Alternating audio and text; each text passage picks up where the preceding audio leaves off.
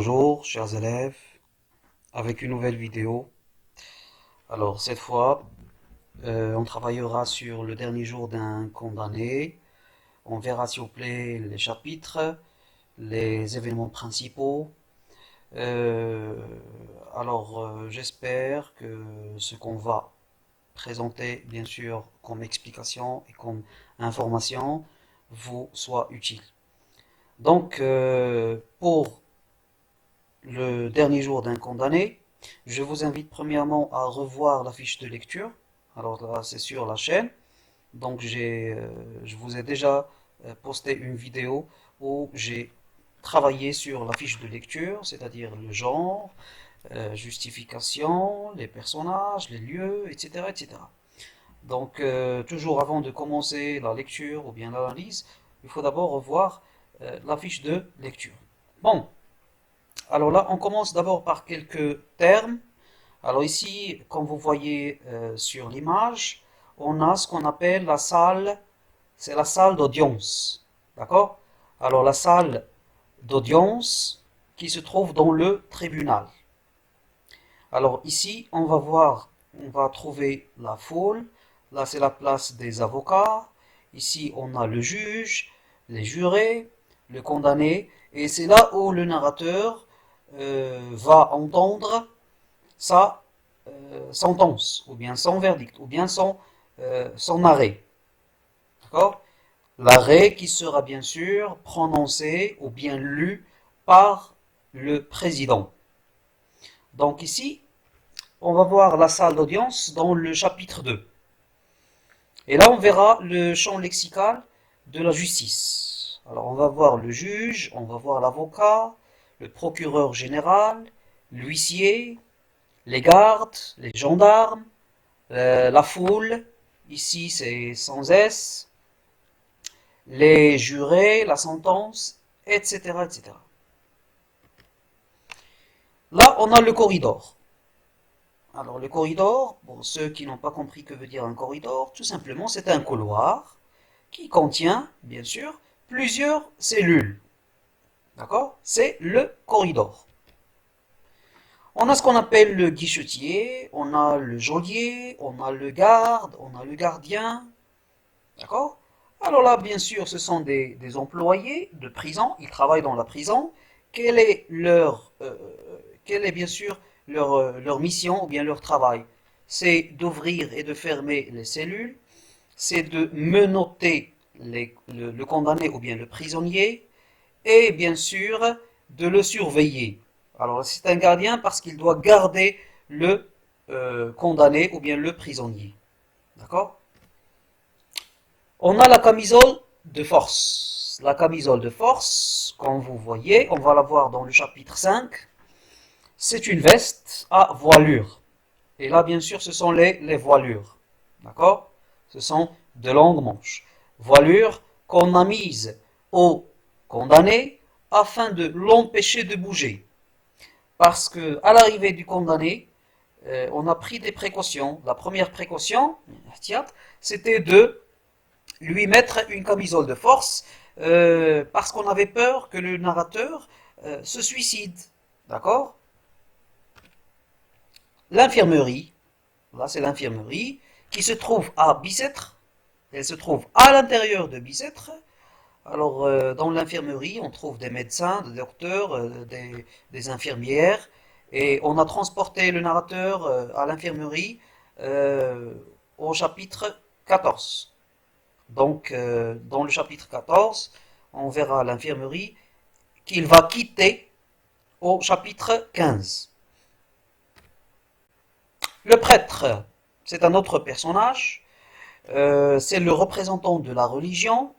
Son rôle principal est d'aider le condamné à confesser, à avouer la tiraf, à se corriger et à se repentir.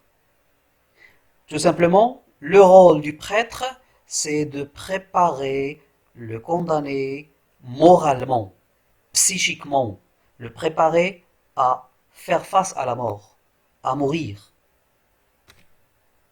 L'huissier. L'huissier, c'est un personnage d'une certaine importance. C'est un messager qu'on verra dans le chapitre 21, c'est lui qui va annoncer au condamné le rejet ou bien le refus de son pourvoi en cassation. Il va lui annoncer que l'exécution sera le même jour dans la place de grève et que le transfert à la conciergerie sera à 7h30. Donc euh, la visite de l'huissier était au chapitre 21 à 7h du matin. Parce qu'il lui a dit, je reviendrai après une demi-heure. La toilette du condamné. Là, c'est une opération qui va se passer dans l'hôtel de ville. C'est l'avant-dernière étape. L'avant-dernière étape de l'histoire. Bien sûr, après avoir, bon, de Bicêtre, le narrateur sera transféré à la conciergerie où il va passer quelques heures. Après, il sera transféré à l'hôtel de ville pour le préparer physiquement, pour lui couper les cheveux, pour lui attacher les mains, pour lui attacher les pieds, pour lui couper le collet. Alors là, s'il vous plaît, toutes ces actions-là, ou bien toute cette opération, on l'appelle la toilette du condamné. Alors, comme vous le voyez sur l'image, le condamné est entouré de 3 hommes, le bourreau et 2 serviteurs du bourreau. D'accord? Alors, donc, dans l'hôtel de ville, on a coupé au narrateur, on lui a coupé bien sûr ses cheveux, euh, on lui a attaché les mains et les pieds avec une corde. Le frioche. Le frioche, là c'est en argot, d'accord? Le frioche, c'est un condamné à mort. Alors en français courant ou bien soutenu, on dit un condamné à mort. Mais en argot ou bien en français familier, d'accord, on dit un frioche. C'est un condamné à mort qui va rencontrer euh, le narrateur ou bien qui racontera au narrateur son histoire dans le chapitre 23. Le bourreau, là c'est le bourreau, regardez, qu'on appelle aussi le guillotineur ou bien l'exécuteur. Alors là, on verra le bourreau dans l'hôtel de ville, c'est lui qui va couper ou bien euh, qui sera le responsable de la toilette du condamné et aussi de son exécution.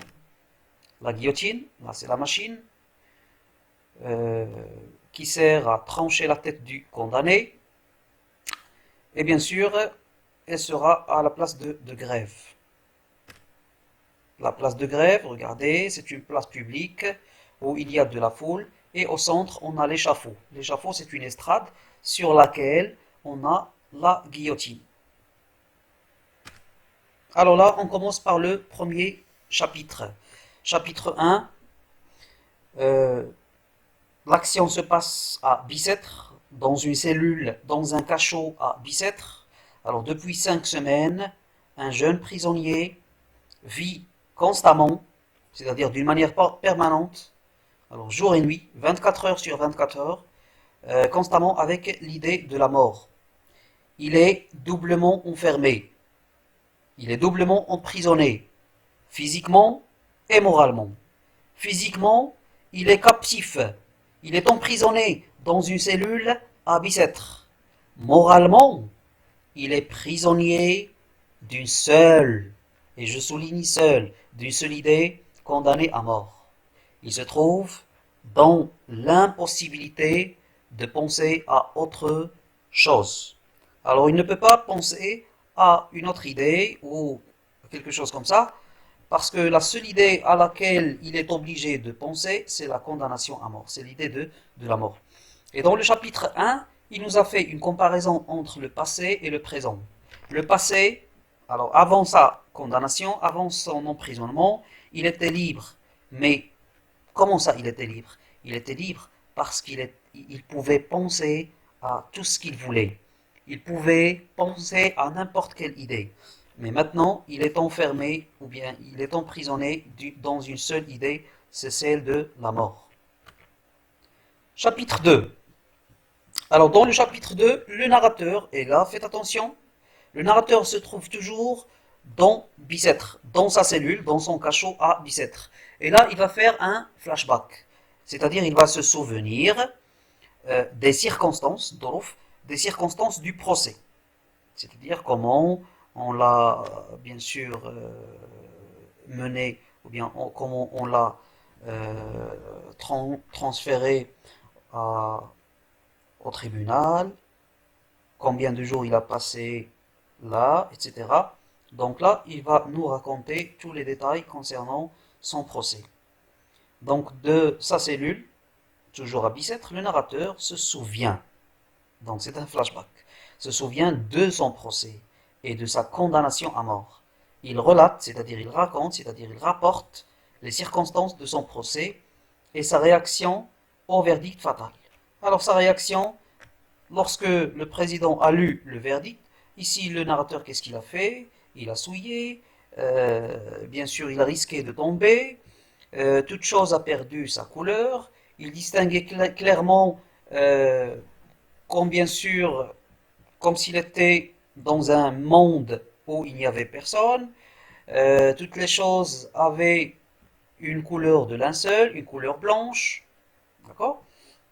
La foule était en train de crier, condamné à mort. Donc là, vous allez trouver cela dans le chapitre 2.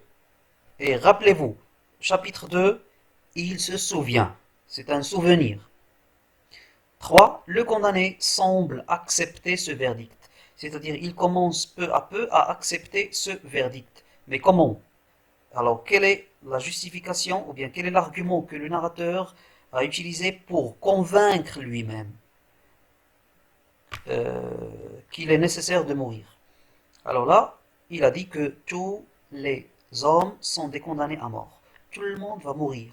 Tous les hommes sont mortels. Alors pourquoi ne pas mourir? Qu'est-ce qui est particulier dans ma situation? Alors puisque tous les hommes sont mortels, alors aussi je suis mortel. D'accord? Donc le condamné semble accepter ce verdict. Il ne regrette pas trop de choses dans cette vie où tous les hommes sont des condamnés en sursis. Peu importe ce qui lui arrive. Chapitre 4, c'est le transfert à Bicêtre. Bien sûr, il se trouve à Bicêtre, mais il va se souvenir du jour et comment et par quels moyens il a été transféré à Bicêtre. Alors le condamné est transféré à Bicêtre, il décrit. Donc là, c'est un passage descriptif, s'il vous plaît. Bicêtre de loin, Bicêtre de près. De loin, Bicêtre paraît comme un palais majestueux avec une grandeur, etc. Mais de près, ce palais devient masure.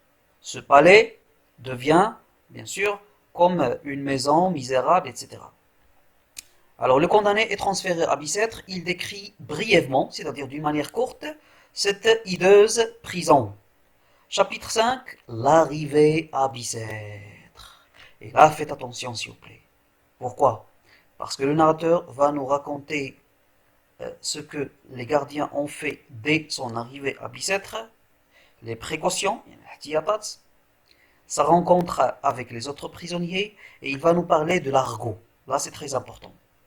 Donc, le narrateur nous parle de son arrivée à la prison de Bicêtre. Là, les geôliers, les gardiens se comportaient gentiment avec lui, ils étaient très polis, mais euh, les gardiens, qu'est-ce qu'ils ont fait? Ils ont pris les précautions. Pourquoi? Parce qu'ils avaient peur que le narrateur se suicide. Et le suicide, s'il vous plaît, c'est le fait de se tuer. Il n'a pas le droit d'être blessé ou bien de se suicider parce qu'il représente un grand spectacle. On a déjà promis à la foule que le spectacle sera le jour tel tel à 4 heures. Donc, il doit rester sain et sauf. Et on doit bien sûr le surveiller. Donc, on lui a mis la camisole de force, on lui a interdit d'utiliser les couteaux et les fourchettes dans ses repas, et peu à peu, il a réussi à améliorer ses conditions de prisonnier grâce à sa docilité, à sa discipline, et aussi grâce à quelques mots de latin qu'il parlait. Là, le narrateur parlait le latin. Et le latin, à cette époque, c'était une langue parlée juste par les bourgeois, par les nobles, par le clergé, par les hommes de religion, etc. Il nous parle ensuite de l'argot. Alors, peu à peu, il a pu avoir, bien sûr, cette récréation une fois par semaine. C'était le dimanche, après la messe. La messe, c'est la prière des chrétiens. C'est une prière que les chrétiens font chaque semaine dans l'église. Donc là, dans la cour de la prison, il a rencontré les prisonniers. Et bien sûr, tous les prisonniers parlaient l'argot. Et c'est comme ça qu'il a commencé à apprendre l'argot, peu à peu. C'est le français familier parlé par les prisonniers. De l'argot pratiqué en prison. Donc là, il va exprimer un jugement défavorable parce qu'il n'a pas vraiment aimé cette langue. 6. Le projet d'écriture. La décision d'écriture. Alors, dans un monologue intérieur, monologue, c'est on a un narrateur qui parle à lui-même. C'est ce qu'on appelle le monologue. Dans un monologue intérieur, le prisonnier nous dévoile, nous dit. Alors, c'est le verbe dévoiler. Il nous annonce sa décision de se mettre à écrire. Il a décidé de commencer à écrire. Mais, pour quelle raison? Pourquoi le narrateur a décidé d'écrire? D'abord, premièrement, pour lui-même, pour se distraire, pour passer du temps, pour oublier ses angoisses, pour oublier sa réalité, parce qu'il n'avait rien d'autre à faire dans la cellule. C'est pourquoi l'écriture était pour lui un moyen de distraction, pour chasser l'ennui, les tard al-malal. Ensuite, c'est-à-dire la deuxième raison, pour ceux qui jugent. Et ceux qui jugent, ce sont les juges. C'est-à-dire qu'ils voulaient donner une leçon aux juges. Pourquoi? Pour que leurs mains soient moins légères. C'est-à-dire pour hésiter, pour qu'ils hésitent, pour qu'ils réfléchissent 1000 fois avant de condamner quelqu'un à mort. Donc ensuite, pour ceux qui jugent, pour que leurs mains soient moins légères quand il s'agit de condamner quelqu'un à mort. C'est sa contribution à lui pour abolir la peine capitale. Alors la contribution du narrateur, la contribution, le musahama, c'est-à-dire ce qu'il peut faire, d'accord, de sa part, c'est d'écrire, bien sûr, euh, on peut dire des mémoires, on peut dire un journal de souffrance, on peut dire, d'accord. Sa contribution, c'est d'écrire cela pour abolir la peine capitale, pour dénoncer la justice. 7. Chapitre 7, le narrateur se demande quel intérêt peut-il tirer en sauvant d'autres têtes, alors qu'il ne peut sauver la sienne. Ici, le narrateur a décidé d'écrire pour sauver d'autres condamnés. Mais là, il se pose la question, qu'est-ce que je vais gagner si je sauve d'autres têtes, alors que je suis incapable de sauver ma propre tête? Alors là, quel est mon gain, quel est mon intérêt? Alors là, ce sont des questions que le narrateur s'est-il posé. Alors là, 8. Le pourvoi de cassation. Le pourvoi en cassation, de cassation ou bien en cassation. Le jeune condamné compte le temps qui lui reste à vivre. Il lui reste, bien sûr, 6 semaines, dont il a déjà passé 5 ou même 6. Il ne lui reste plus de temps. 9. Le testament. Là, il va nous parler de sa famille. Le testament, al-wasiya, notre prisonnier vient de faire son testament. Il pense aux personnes qu'il laisse derrière lui. Sa mère, qui est une femme âgée de 64 ans, sa femme et sa petite fille, Marie, âgée de 3 ans. C'est pour cette dernière qu'il s'inquiète le plus. Et là, il nous montre les méfaits de la peine capitale, de la justice. C'est que sa mère, sa femme et sa petite fille, ce sont des innocentes. Elles n'ont rien fait. Et bien sûr, elles seront aussi déshonorées, elles seront ruinées, elles seront tourmentées à cause de la justice. Chapitre 10, le cachot, ou bien la description du cachot. Le narrateur là, dans ce chapitre, va faire une description objective, c'est-à-dire neutre, de son cachot, les dimensions, la superficie, les murs, etc. Alors le condamné nous décrit son cachot qui n'a même pas de fenêtre. Il n'y avait pas de fenêtre. Il décrit aussi le long corridor, le couloir, longé par des cachots, par d'autres cellules, par d'autres cachots, réservés aux forçats, alors que les trois premiers cabanons, les trois premiers cachots sont réservés, sont consacrés aux condamnés à la peine capitale. Donc dans tout le corridor, on a beaucoup de cellules, et les trois premières cellules sont consacrées aux condamnés à mort. Donc rappelez-vous que le chapitre 10, c'est un passage descriptif. 11-12. Faites attention. 11-12, on a presque le même événement. Le narrateur se trouve toujours dans sa cellule. C'est la nuit. D'accord? C'est la nuit, le narrateur n'a rien à faire, alors qu'est-ce qu'il a décidé de faire? Il a décidé de découvrir ce qui était écrit sur les murs de sa cellule. Donc pour passer sa longue nuit, il se lève pour nous décrire les murs de sa cellule, qui étaient pleins d'inscriptions, qui étaient des traces laissées par d'autres prisonniers. L'image de l'échafaud, crayonnée sur le mur, le perturbe, l'oblige d'arrêter cette découverte, parce qu'il avait peur. Alors après un certain moment, c'est le chapitre 12, le prisonnier continue sa lecture des inscriptions murales.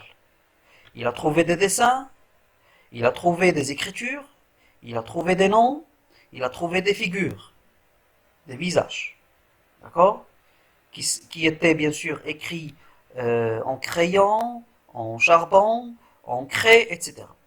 Donc le prisonnier reprend sa lecture des inscriptions murales et il découvre les noms des criminels qui ont déjà séjourné, qui ont déjà passé dans cette triste cellule. Et on a par exemple Castaigne, on a Papavoine, etc., etc. Alors il nous a raconté, s'il vous plaît, l'histoire ou bien le crime de chacun de ces criminels. Alors je vous invite à revenir au chapitre 12. Chapitre 13, là c'est le ferrage des forçats. Là c'est l'un des chapitres les plus importants. Alors faites attention. Le ferrage des forçats. Alors les forçats, s'il vous plaît, ce sont des prisonniers qui sont condamnés aux travaux forcés. Alors ils doivent passer bien sûr quelques jours à Bicêtre. Après cela, on doit les transférer au Barani de Toulon. D'accord? C'est un autre lieu qui se trouve très loin de Bicêtre. Donc il s'agit d'un voyage. Les forçats doivent voyager ou bien doivent être transférés au Barani de Toulon et cela va durer 25 jours à pied. D'accord? Et parfois en carrosse, parfois en charrette. C'est bon? Donc le narrateur personnage, qui est le condamné à mort, se rappelle d'un événement particulier, spécial, qui a eu lieu, ou bien qui s'est passé il y a quelques jours dans la cour de la prison. Alors le départ des forçats au Barani de Toulon. Mais avant leur départ, ils doivent passer, s'il vous plaît, par 3 étapes. La première étape, c'était la visite des médecins. C'est-à-dire que chacun de ces forçats doit passer, être examiné par le médecin, par le docteur, pour voir s'il ne souffre pas d'une maladie ou quelque chose comme ça. Deuxième étape, c'était la visite des geôliers. C'est-à-dire qu'on doit faire l'appel par ordre alphabétique, on doit aligner les forçats, leur donner de nouveaux vêtements, les vêtements du voyage, les vêtements du bagne. Donc là, c'est la deuxième étape. Troisième étape, c'est bien sûr le ferrage. On doit bien sûr les ferrer on doit leur mettre des chaînes de fer, des carcans autour de leur cou, etc. Alors le narrateur nous a fait une description minutieuse, bien détaillée de ce spectacle. Il l'a appelé un spectacle. Donc là, il nous rapporte cet événement comme un vrai spectacle en 3 actes, c'est-à-dire en 3 étapes. La visite médicale, la visite des geôliers et le ferrage. Il nous parle du traitement inhumain, sauvage, réservé à ces condamnés. À la fin du spectacle, il tombe évanoui parce qu'il avait peur, parce que tous les forçats se sont tournés à la fois bien vers la fenêtre du condamné, et là, il avait peur, il a commencé à crier, etc. Donc, il tombe évanoui. 14. Alors, quand le narrateur est revenu à lui-même, il a trouvé qu'il se trouvait dans l'infirmerie. D'accord? Donc, parce il avait peur dans le chapitre 13, il a perdu raison, il s'est évanoui, donc on l'a transporté à l'infirmerie. Alors l'infirmerie, là, un médecin va bien sûr l'examiner. Donc, quand il revient à lui, il se trouve dans l'infirmerie. D'une fenêtre, il peut observer les forçats partir. Donc on a le départ. Partir tristement sous la pluie au bagne de Toulon. Il préfère plutôt la mort que les travaux forcés. Parce qu'il a assisté au spectacle des forçats, il a vu comment ces forçats étaient maltraités par les geôliers, donc il a préféré la mort, il a préféré de mourir que d'être un forçat ou bien un galérien. Chapitre 15, le prisonnier est dans sa cellule, c'est-à-dire là, dans le chapitre 15, il va quitter l'infirmerie. Il avait senti un peu de liberté dans l'infirmerie, mais voilà qu'il est repris par l'idée de la mort, qu'il pense à s'évader. 17. Toujours dans le cadre de l'évasion, le titre c'est l'évasion imaginaire, il imagine qu'il s'est évadé, alors là, il va commencer à rêver par où il va passer, qu'est-ce qu'il va faire. Donc il pense encore à s'évader, à s'enfuir. Il s'imagine déjà en dehors de la prison, dans le port, pour s'embarquer vers l'Angleterre. Mais voilà qu'un gendarme vient demander son passeport. Il n'avait pas de passeport. Le rêve est brisé. D'accord? Alors il n'a pas réussi à s'évader, même dans son rêve. 18. Et là, c'est là, s'il vous plaît, où va commencer la souffrance chez le condamné, la vraie souffrance. Alors, le chapitre 18, la visite du guichetier. 19, la visite du directeur. Il va recevoir, s'il vous plaît, 4 visites successives. Alors, c'était 6 heures du matin. Chapitre 18, c'était 6 heures du matin. Alors, c'est à partir du chapitre 18 que le dernier jour du condamné va commencer. D'accord? C'est son dernier jour où il sera transféré à la conciergerie, etc. Donc la visite du guichetier, il est 6 heures du matin, le guichetier entre dans le cachot, il parlait poliment, avec gentillesse, il a ôté sa casquette, il a salué le condamné, il lui a demandé de lui excuser s'il venait à cette heure-là. Il demande à notre condamné ce qu'il désire à manger. Donc le condamné là, dans le chapitre 18, vous allez trouver dans le chapitre que le passage se termine par une phrase interrogative qui va exprimer le doute, d'accord? L'incertitude. Il va dire, est-ce que c'est pour aujourd'hui? C'est-à-dire l'exécution. Est-ce que c'est pour aujourd'hui? Chapitre 19, avec la visite du directeur, le narrateur sera sûr, il sera certain que son exécution sera le même jour.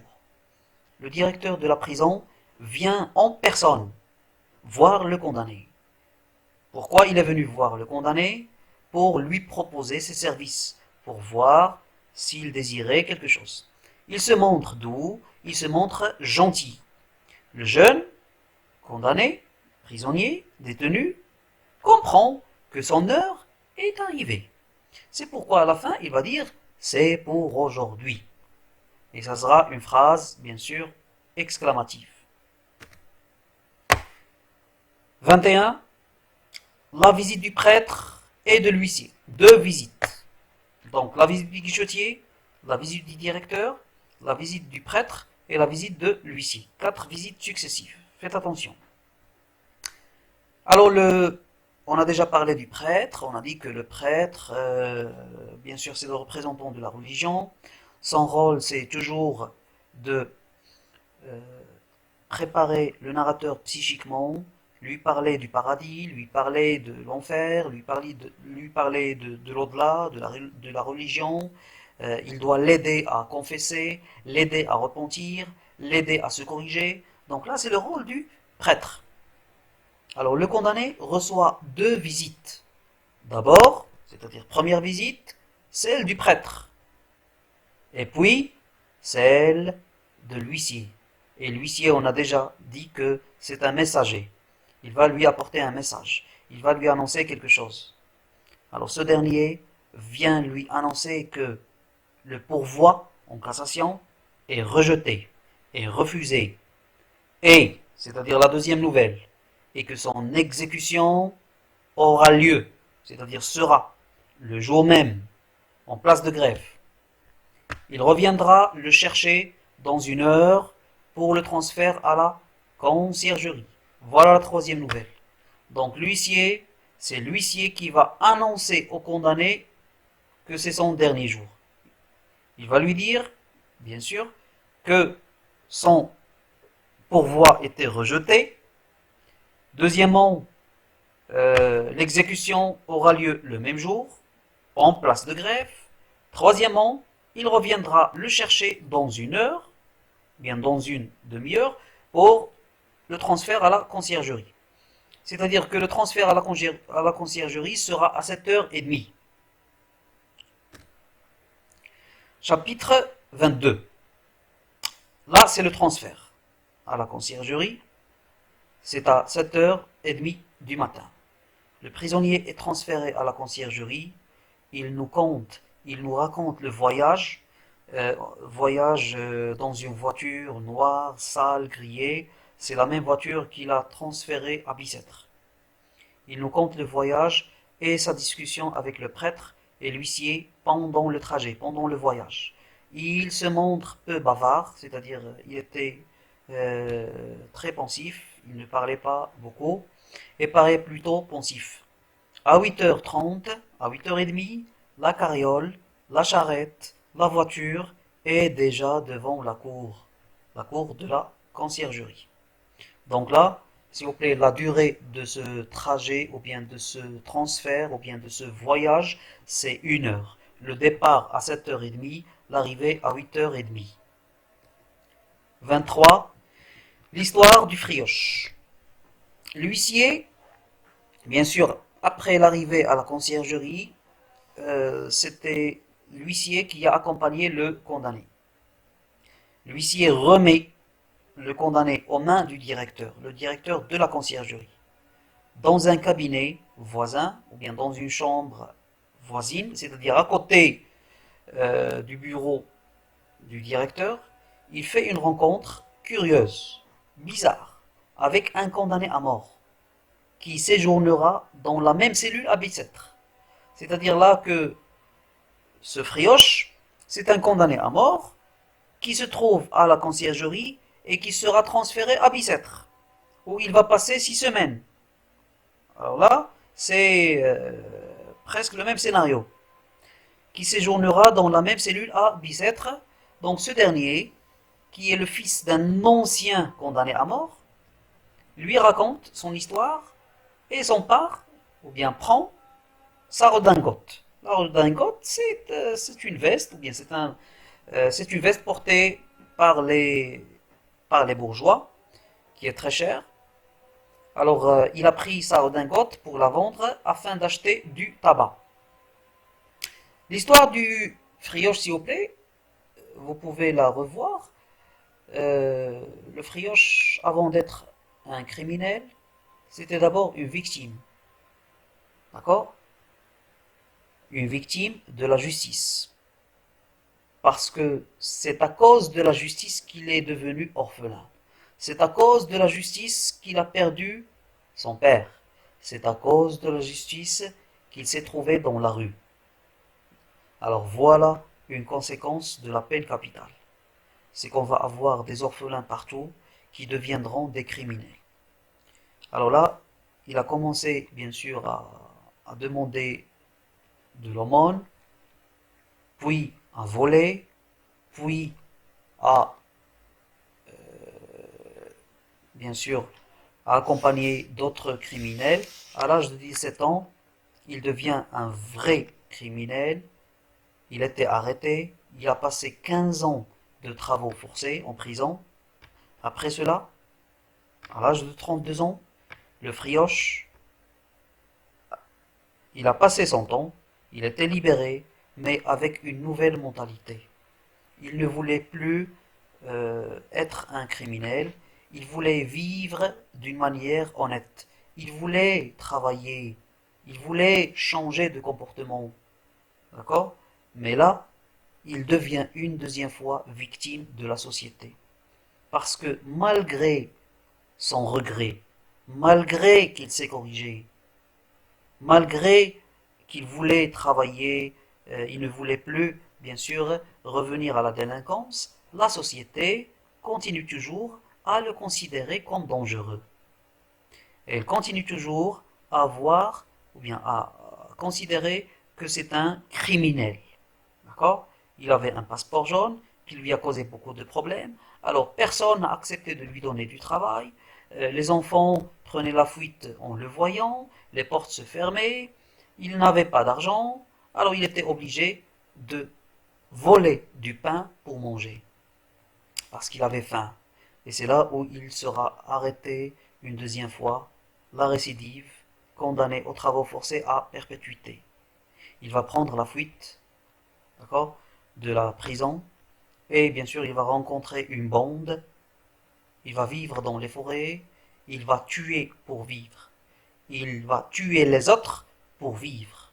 Alors pour lui, voler un mouchoir ou bien tuer un homme, c'était la même chose pour lui. D'accord? C'est-à-dire que ce Frioche, parce qu'il était marginalisé, parce qu'il était repoussé par la société, il devient plus dangereux que ce qu'il était. Donc là, c'est la responsabilité de la société. Alors voilà, il était victime, puis criminel, puis victime. Innocent, coupable, innocent. D'accord?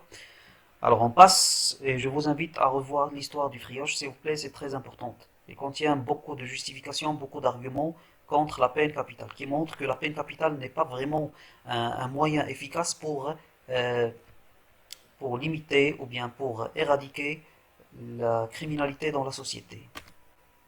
Chapitre 25. Le condamné est transféré dans une autre cellule, c'est-à-dire que le Frioche n'est plus là.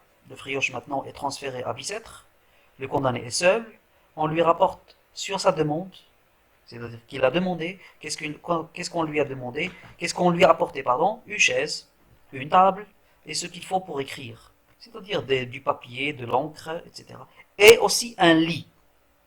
Mais lorsqu'il a demandé un lit, on a cru, c'est-à-dire les gardiens, le directeur, etc., ils ont cru qu'il voulait se suicider. C'est pourquoi on a chargé un gendarme de le surveiller à l'intérieur de sa cellule. Chapitre 5. Voilà que le narrateur a maintenant les outils pour écrire. Il décide d'écrire une lettre à Marie. Il est 10 heures, le narrateur sera condamné à 4 heures. C'est-à-dire il lui reste 6 heures. Le condamné plaint sa petite fille qui restera sans père. Là, il lui exprime combien il l'aimait, ce qu'il faisait pour elle. Et elle sera peut-être repoussée, détestée, refusée, marginalisée à cause de lui, à cause de son crime, à cause de son nom, le nom qu'il lui laisse.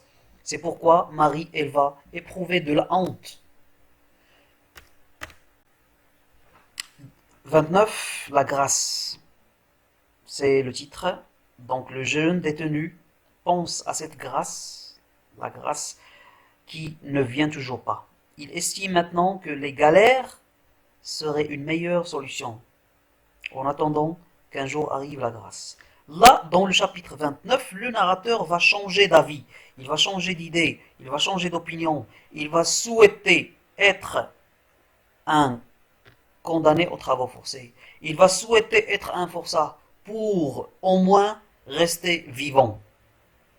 Alors, être un forçat signifie vivre, signifie voir le soleil, voir sa famille, respirer, rester vivant. Donc il a demandé bien sûr qu'on lui appelle son avocat afin qu'il puisse faire quelque chose. Donc là, il a regretté d'avoir refusé la proposition de son avocat au chapitre 2. Chapitre 30. Le prêtre, là, s'il vous plaît, l'action se passe toujours à la conciergerie maintenant. Le prêtre revient voir le condamné. Celui-ci est loin d'apprécier sa présence. Ce prêtre parle machinalement.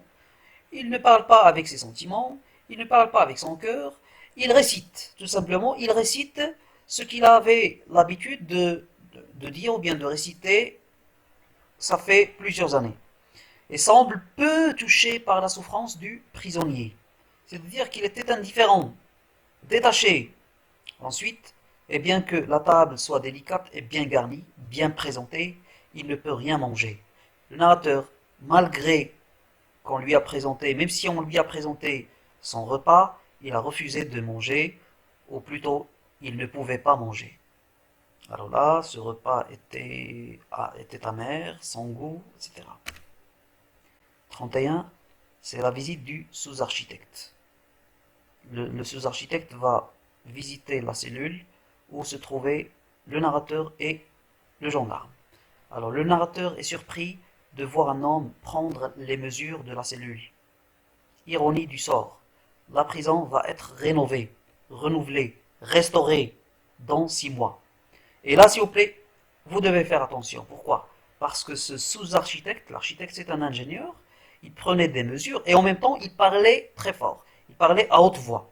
Et là, bien sûr, le gendarme va répondre à ce sous-architecte, il va lui dire qu'il ne faut pas parler à haute voix dans la chambre d'un mort. C'est-à-dire qu'on considère déjà que le condamné est déjà un mort. Cela, bien sûr, a choqué le narrateur et il a dit j'étais comme une pierre de ce mur qu'il mesurait.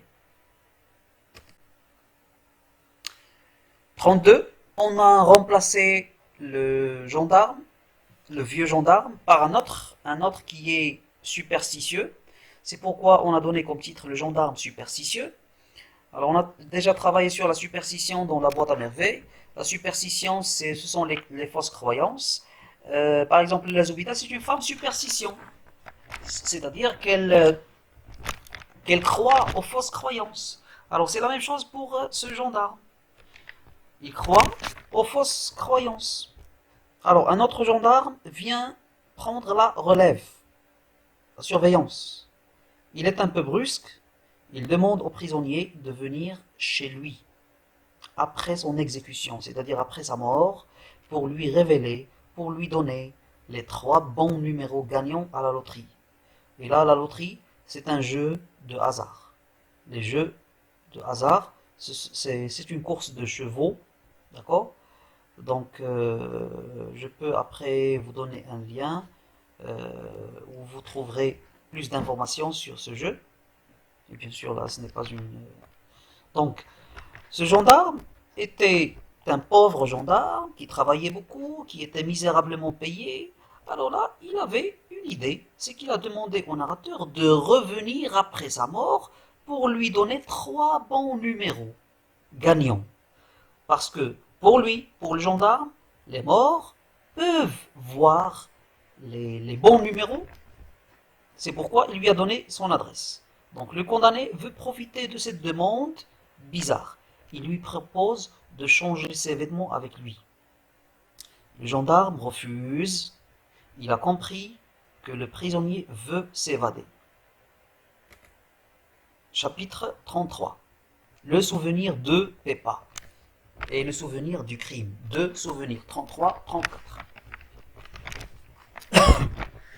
Alors s'il vous plaît, pour oublier son présent, le narrateur a fait recours au passé, au souvenir. Donc là, c'était la même chose pour Sidi Mohamed. À chaque fois qu'il se sentait seul, il recourt à son album de photos, à son album d'images, ses souvenirs, pour égayer sa solitude. Donc pour oublier sa réalité, pour oublier son présent, le narrateur passe en revue ses souvenirs d'enfance et de jeunesse. Il s'arrête longuement sur le souvenir de Peppa, cette jeune andalouse, cette jeune espagnole dont il était amoureux et avec qui il a passé une belle soirée d'été. Donc là, c'était un beau souvenir de Peppa. 34. Le souvenir du crime. Le crime de sang qu'il a commis, bien sûr.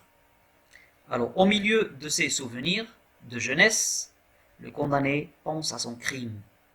Entre son passé et son présent c'est la prison, son passé c'est la liberté, il y a une rivière de sang.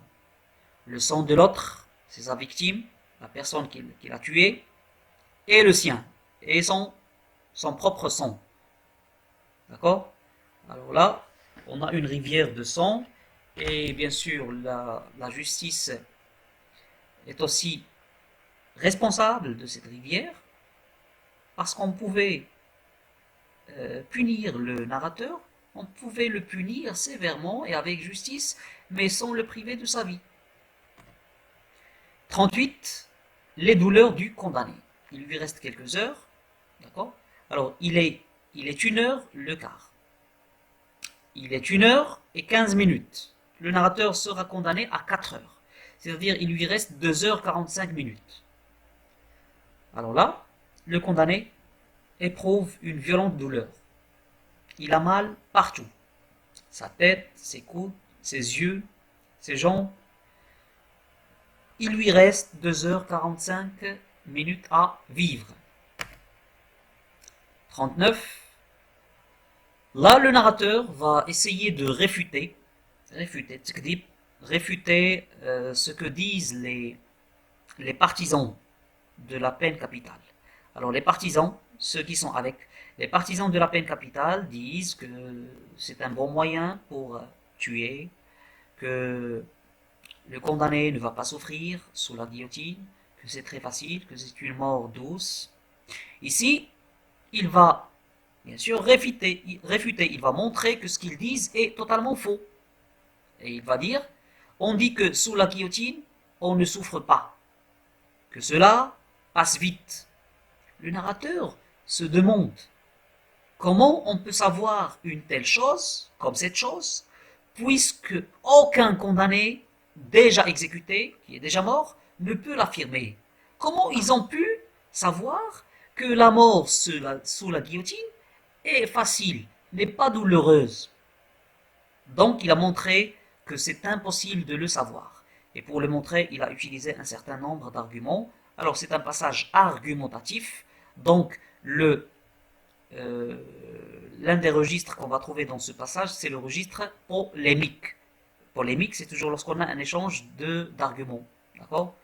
Un échange d'arguments entre deux personnages, ou bien lorsque le narrateur nous donne des arguments afin de nous convaincre. 40. C'est la grâce royale. Le jeune détenu, ou bien le jeune prisonnier, pense au roi. Et il a fait une comparaison pour voir quels sont les points de différence et les points communs entre lui et le roi. Alors les deux se trouvent dans des palais. Les deux se trouvent seuls dans leur chambre. Les deux ont des gardes. Les deux ont des charrettes. Les deux sont attendus toujours par la foule. D'accord? Alors là, ce sont quelques points communs. Donc le jeune détenu pense au roi c'est de lui que viendrait la grâce, tant attendue, très attendue. Parce que l'un des espoirs du condamné, c'est de bénéficier de la grâce royale. Sa vie dépend d'une signature. Il espère toujours. Il s'attache toujours à l'espoir. Il s'attache toujours à la vie. 41, c'est le repentir. Le condamné se met dans la tête l'idée qu'il va bientôt mourir. Il demande un prêtre pour se confesser, pour avouer ses erreurs. L'a'tiraf, pour se confesser, ça vient de confession. Et aussi un crucifix à baiser.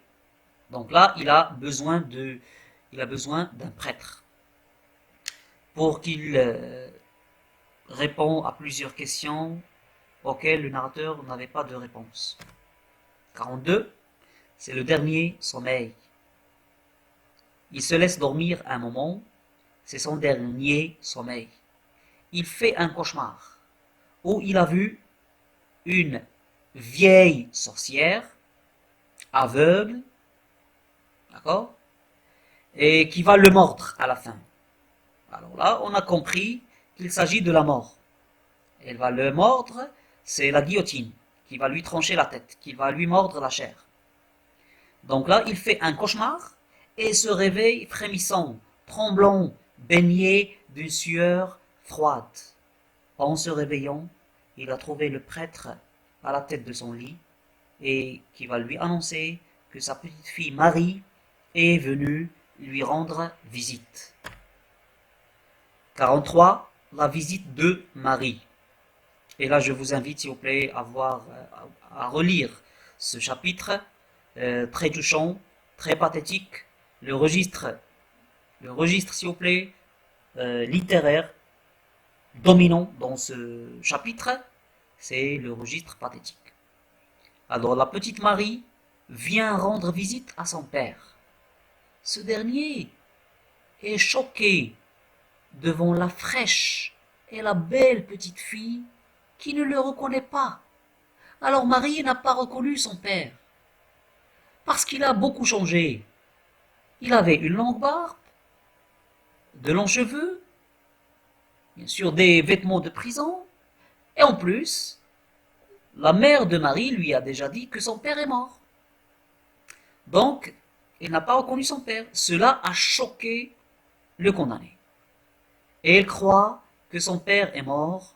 Le jeune condamné perd tout son espoir. Chapitre 44. Le détenu a une heure devant lui pour s'habituer à la mort, pour accepter l'idée de la mort. La visite de sa fille l'a poussé dans le désespoir total. 45. Il pense au peuple qui viendra assister au spectacle de son exécution. Il se dit que parmi ce public enthousiaste, assoiffé au sang, il y a peut-être des têtes qui le suivront. Il y a peut-être d'autres personnes qui vont mourir aussi, sans le savoir, dans sa fatale destination. 46. La petite Marie vient de partir. Le père se demande s'il a le temps de lui écrire quelques pages. Parce qu'il ne lui reste plus de temps, il voulait laisser à Marie une autre lettre afin de lui expliquer qu'il était son père, afin de lui expliquer pourquoi il se trouvait dans la prison, afin de lui expliquer peut-être que c'était un crime accidentel, par erreur, d'accord? Il cherche à se justifier aux yeux de sa fille. Alors c'est ce qu'on vient d'expliquer. 48. La toilette du condamné. La toilette du condamné. Alors le condamné est dans une chambre de l'hôtel de ville. Maintenant il n'est plus, s'il vous plaît, dans la conciergerie. Il se trouve dans l'hôtel de ville qui donne sur la place de Grève. À 3 heures, là c'est 3 heures, c'est-à-dire il lui reste une seule heure, on vient l'avertir qu'il est temps. Le bourreau, ou bien l'exécuteur, ou bien le guillotineur, et ses deux valets lui coupe les cheveux et le coller avant de lier, avant d'attacher ses mains en utilisant une corde. Alors c'est ce qu'on appelle cette opération-là, on l'appelle la toilette du condamné. C'est une préparation physique. D'accord? On le prépare physiquement pour passer sous la guillotine. Couper les cheveux, couper le collet de la chemise, lier les mains et les pieds. Le convoi se dirige ensuite vers la place de grève. Le convoi, ce sont les charrettes qui vont transférer le condamné. Dans ces charrettes-là, on a l'huissier, on a le bourreau, on a les serviteurs du bourreau, on a le prêtre, on a le juge. Alors là, c'est le convoi, le maokib.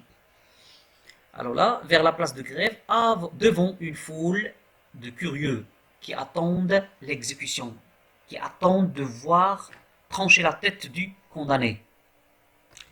49, c'est la place de grève, c'est le dernier lieu. Alors le condamné demande sa grâce à cette personne qu'il a rencontrée, qu'il ne savait pas s'il était juge, s'il était commissaire ou bien magistrat. Il demande par pitié qu'on lui donne 5 minutes pour attendre la grâce. Alors regardez l'espoir jusqu'à la dernière minute. Mais le juge et le bourreau sortent de la cellule. Il reste seul avec le gendarme. Il espère encore, mais voilà qu'on vient le chercher. 3 points de suspension. Alors s'il vous plaît, pour la fin, on ne sait pas si le condamné était exécuté ou bien il a bénéficié de sa grâce. Alors on ne peut pas trancher. Et bien sûr, c'est une fin, bien c'est une fin, oui, qui est ouverte. Et cela, c'est pour donner une occasion, c'est pour donner une marge au lecteur pour imaginer. D'accord? Alors, chers élèves, là, je vous ai présenté les événements principaux de tous les chapitres du dernier jour d'un condamné. Il y en a des chapitres qu'on n'a pas, bien sûr, vus. Alors là, ce sont des chapitres qui ne sont pas vraiment importants. Donc là, j'ai souligné juste les chapitres qu'il fallait vraiment expliquer et voir. Alors, je vous invite, chers élèves, à vous abonner sur ma chaîne, laisser des commentaires, laisser des j'aime, et aussi, bien sûr, n'hésitez pas à télécharger la vidéo pour la voir et la revoir à tête reposée. Alors, c'est la fin de notre travail. Je vous remercie beaucoup et à la prochaine. Merci.